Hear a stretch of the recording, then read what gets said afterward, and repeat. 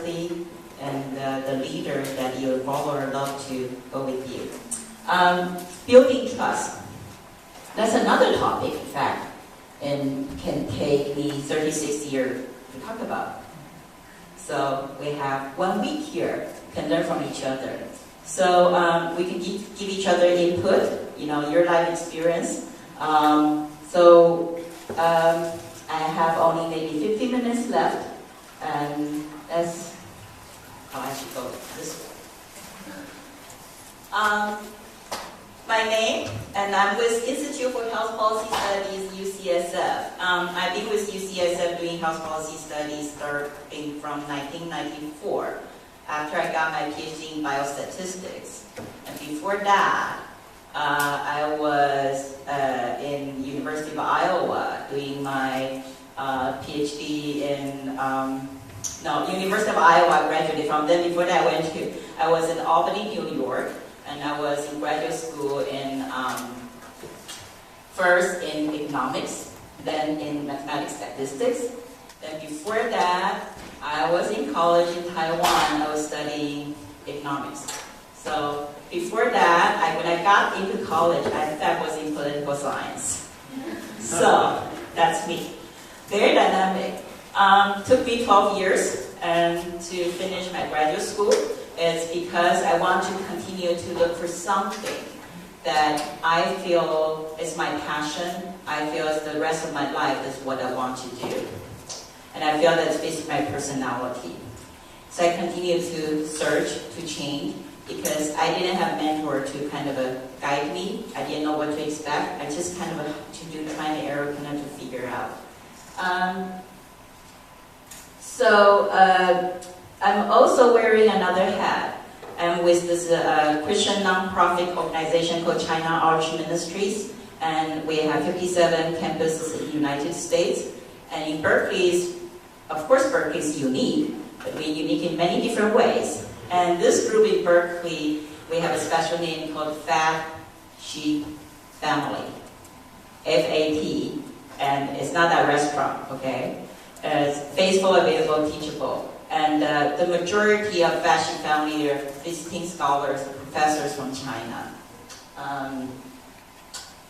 There, in that family, I'm the manager, I'm the leader. I'm one of the leaders.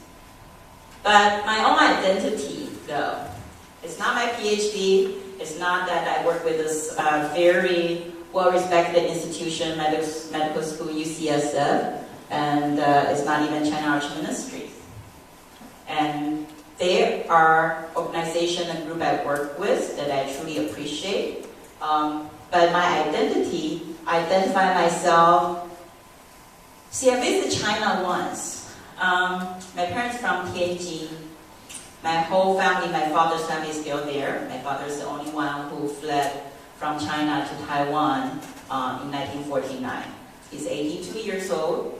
And I went to Tianjin, and this merchant looked at me and said, "Where are you from? What country?" I said, "I'm Chinese." "No way." I said, "Speak Chinese to you. I'm Chinese. Chinese you can learn. Tell me, what nation?" I was like, I said, "Chinese." Then that was my answer. Went back to Taiwan where I grew up, went to have a haircut. And this lady who was about to give me a haircut said, "You from United States?" I said, "Why?" 我的中文说得非常好。I speak perfect Mandarin, okay? And I was like, "Why?" And she said, "Your accent." I was like, "My accent." And I studied graduate school in the United States. Then my friends, nobody think I look like I'm from Taiwan, but I was born, raised, and grew up there, finished my college there. So I started to have this identity crisis. It's like, who am I? I obviously don't identify myself as American. I don't look like American. I might talk a little bit like American, but deep inside, I'm very Chinese. If you get to know me, The more you know me, the more you know. And not only I'm Chinese, I'm that kind of a Chinese is extremely traditional. I don't look like one, but deep inside my heart core, it's very Chinese. So, after a while, I figured my identity is I'm a citizen of God's kingdom. You have a whole week to figure out. If you want to know what that means, you can come to me whenever you can find me, or a lot of other people who wear black shirt. At least that's some people you can identify. I'm also, in fact, is a child and a servant of God. And that child and servant of God might look a little like mystery to you. How come you're a child of God and you're a servant? Okay. That also, I hope for the rest of the week that you can get a little taste about what that means, a child and a servant of God. I'm going to talk a little bit about my family. Trust is so complex that in our life we have so many different kind of relationships, and in certain ways, for some people it's very hard to trust anybody. For some others, it's very hard to not to trust anybody. Okay, it has a lot to do with how we grow up, and it has a lot to do with life experience. There's nothing right or wrong. It's just a matter of life experience. We need to continue to explore, to figure out what's the best thing for our life. In fact, not only for myself, and for people we love and care. This is not me, this is my sister. She was 2 years older than me. She unfortunately died with 30, I think she was 30 years old. It was very sad. She was a girl. When she was young, the whole world is hers. Then her life is just like one thing after another. She was a low birth weight baby. She survived from the incubator. And then my mom was the first one who got married amongst 6 siblings. And she was the first one who got married, and this is the first child. So it was so precious. It's like a treasure. So everybody, and because she has basically birth defect, and so she was very spoiled by all aunts and uncles and my grandma. So that become starting point, a sad life, because nobody know how to lead this child to deal with the life, the world outside there, which nobody else necessarily will spoil her. So she died of a heart failure, but the underlying cause of the death is diabetes. She has juvenile diabetes. That means people who have some certain condition, and she got diagnosed when she was age 11. It's my sister. But when she grew up, in fact, her childhood was like her golden age. The whole world is hers. That's my brother, and the proud father, 4 years old, younger than me. And from this picture, you can see my brother, later on you see the picture, is the most handsome guy on earth. And he also, was a treasure, the only son in the family. And my grandma, my uncle and aunt, of course, really treasure him, really, really spoil him. That's my brother. And my sister loved my brother dearly. Okay, she joined the spoiling team to spoil my brother. So as you can imagine, what the trauma to my brother, especially when my sister passed away. A picture can tell you 1,000 words. That's me. A thinker, This picture, in fact, really expressed this little child that my father and my mother continue to tell me about. I rarely smile, and I always sit beside my mom's side. You know, I have no confidence. This is my mom. I'm my mom's little girl.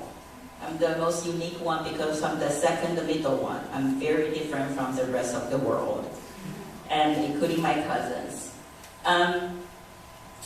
When I was 4 years old, because my sister had a special situation, my brother was young, my parents was working really hard to trying to just barely survive, to raise 3 children. When I was 4 years old, one day my neighbor, one of my neighbors told my mom, said, look, you know, nobody seems to take care of her, but look at her, she gained weight. I was a child, I didn't want to eat anything, I had no appetite, and I was just like a skinny little kid. I have no confidence, never smile, never interact. And my father noticed I was in fact all swollen. So I was checked into the hospital, and from that point on, I was hospitalized for 2 years, from age 4 to age 6. And what I had was only just from a cold, a strep infection, and this bacteria got to my kidney, attacked my kidney, and I got acute kidney problem, and for whatever reason, acute become chronic. 就是慢性变成急性变成慢性的. So I was hospitalized for 2 years, and back then there's no so-called children hospital, children program. Okay, so in the hospital, I do remember that almost every day, you know, I need to do some kind of skin test and to take an insulin shot. Not insulin, I'm sorry, penicillin, to see if I have a reaction, if I'm allergic. I was told it's very, very painful. And this little kid, just like grinding my teeth, never cried, 4-year-old. My father realized, boy, this is trouble. What am I going to do with this girl? Such a strong, strong personality, and just like doesn't show any, you know, vulnerability. The nurses, my father told me, just encouraged me to say, just cry. And I said, my father told me, said that, you know, I said, what does that do if I cry? Nobody taught me that way. My father was so worried. And then I remember the doctors, I don't remember how frequent, but very frequent, maybe once a week or maybe twice a week. It's a research hospital. And so the doctor coming in and out, bring his student and talk everything all about me in front of me, but as if I was not there. I guess nobody figured a little kid would understand anything. So so they come in and out, nurse come in and out, they examine me, they talk about me as if I was a study subject. So I was lying there thinking, should I smile? And also, they're college students, okay? You know, those groups, you know, they do something good to serve the community. One kind of group is to serve children, come to visit children in hospital. You know, they're very young. They didn't know what to do. Maybe they got a little training. They come to tell me stories and read storybooks. And I remember as a little kid thinking, gosh, I need to calm her down. I need to relax her. She's so nervous. That was me, okay? I was like, now thinking back, you know, who taught me that? But deep inside, I'm thinking, nobody cares what I feel and what I think. I really hope they don't come because I don't know them. And every time it's come different people, and I feel like I couldn't relax. I'd rather just like be myself. My sister, only 2 years older than me. Both my parents were working. she doesn't have much to play with, so she has to do something. So she was doing her one-person show. Okay, with the stick, you know, just 吊点滴那个杆子, okay? Like singing her songs like Chogyam Mambebo. Nobody's from Taiwan, but you know, this is like a song everybody's singing, and she's doing her own personal, like one-person show, singing and dancing, you know? So she was entertaining herself and entertaining me. So I'm thinking, oh, good try. So everybody I know is good intention, but I was deeply, deeply lonely, feeling like, can you guys just leave me alone? You know? So, so I have no childhood. I got into elementary school the first year. I could barely write my name. Fortunately, my mom gave me a very, very, very simple name. Okay. So, I never had the confidence. I was always behind, you know, as we perceived a dumb kid. I had my sister 2 years ahead of me. My brother was coming. In elementary school, they were the most famous, popular kid. I was like, you know, very quiet. Nobody could identify we were brothers and sisters. So that was my childhood. When I got in high school, I somehow was a super naive kid. One day my cousin and my sister, you know, we was like living this alley, they all work together. I know they're going to do something fun. So they say, you stay here. No, I say, I want to go with you. And he say, no, you stay here. I said, what are you guys doing? You just stay here. I said, okay. And my cousin said, you count to 1,000 and we'll be back. I was already in high school. Junior high, I think. Give myself a little credit. Okay, not senior high. I was just standing there counting. When they count to 1,000, do you think they came back? No. Okay. That's just a small episode in my life, you know. I also had some good episodes. When I was third grade, I was a little skinny kid, you know. And I see deep inside, for some reason, I'm very competitive. I have this elementary school teacher. He's a tall man. Okay, not because I was small, but he was tall. So his leg is very long. Okay, after school, every day, we walk back home together for some kind of distance, maybe 10 minutes. We're just walking, and it was like competing with each other, see who walked faster. What do you think? He always keep pace with me. So we're competitive. So it's fun. So I have hope, right? Now you think that. How could that be possible? I was like a little skinny kid. And he was an adult. He could have easily got ahead of me. Among all teachers, this is the one I remember. In your life, I believe, you have some people, and this week I hope, after you go back, no matter wherever you will go, you'll remember somebody for some reason. The reason I want to spend time here to tell you stories, I don't believe by the end of a week, you're going to remember anything I say here and take it with you for the rest of your life. But you will remember stories. The stories have some lesson. They're good, they're bad. There's some encouragement, there's some setback, some very strong discouragement. And we can learn from the encouragement, and we can be a good example, just like the good example I had before. And also, we can learn from mistakes. Nobody's perfect. Sometimes we got hurt, it's not because people are intentional. They're just clueless. Okay? Some people with good intention, those doctors, nurses, and my grandma, my sister, you know, they try their best to provide. It's not what you wanted, but they didn't know. So these are my life stories. So when I was in junior high, one day I stood in front of the mirror.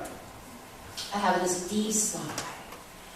My father said, what's going on? I said, what am I going to do with my life? I said, what do you mean?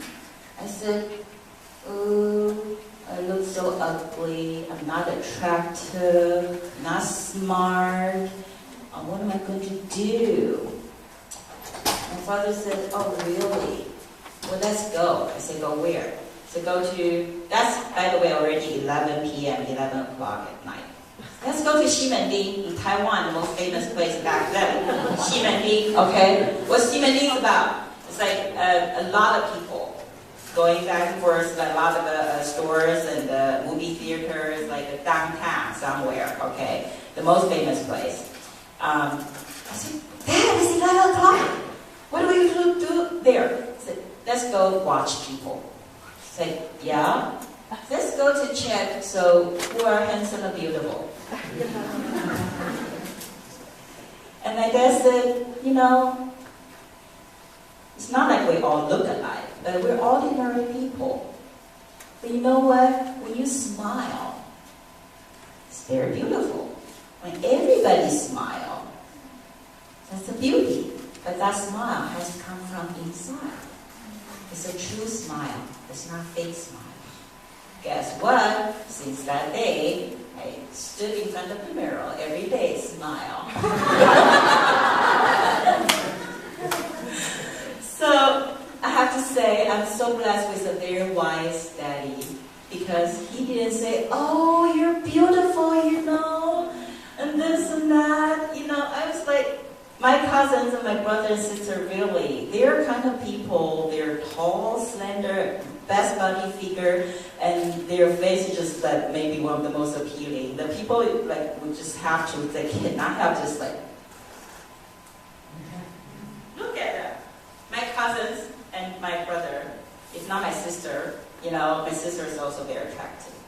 So I was in that environment, and then in high school also, I feel highly insecure. I feel some teachers so not fair. I was full of anger. I cried, you know.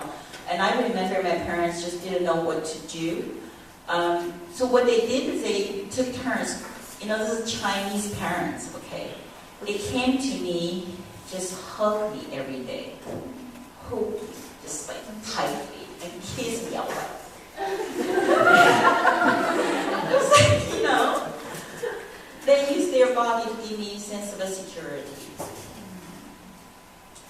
So, so I'm blessed by my parents, and I have a lot of, you know, bad experience, a lot of discouragement in my life, but I have very wise parents. They didn't use words. They had no appropriate words. So that's part of my grow-up experience. I came to the United States. It was like a piece of like white paper, like, you know, very super naive. I didn't date before, so of course the first time you come here in the new environment, you date, you get hurt, right? And I didn't work before, so come to this very complex environment, you have to be a teaching assistant, whatever, research assistant, you have to deal with people, right? Then I come to UCSF in public health arena. Oh my dear, Asian women look young. In public health, it's very tough. And I somehow, again, I just have people in my life that continue to encourage me, they trust me, they see the good part, they see the inside me, the virtue that they value, but not everybody see it. Okay, so I continue to work with those people. So, talking about look young, women like to look young, but for me, in my professional world, in fact, it's a barrier. Even in my marriage, it could be a barrier because I'm 54 years old already. So if you want to find a date, you know, thinking, they might perceive me something different. So,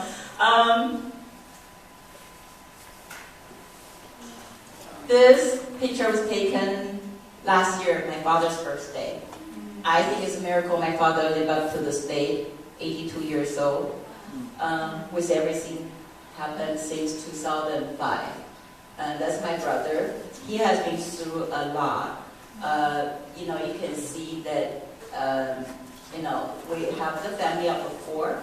I feel very blessed. This family is bonded by very strong love. But sometimes our love, in fact, can hurt each other. I think a lot of you can relate to that. A lot of times, we got hurt. It's not because that person wants to hurt us. A lot of times we feel like we cannot trust somebody. It's not necessarily that person is not trustworthy. You just have to figure out, okay?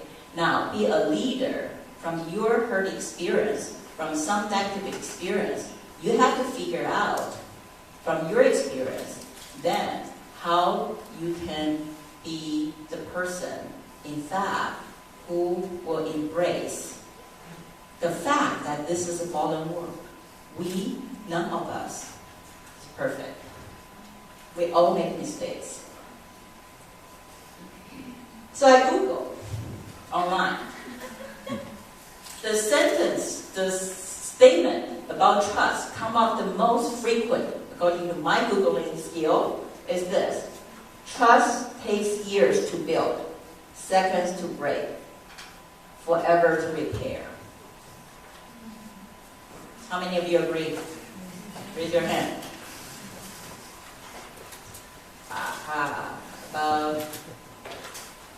if not 2/3, half of you are wrong, in my opinion. You see this little kid, right? If a newborn baby say, no, I don't trust my mommy, she gives me milk, no, I'm not going to drink the milk. Baby's going to die. Right?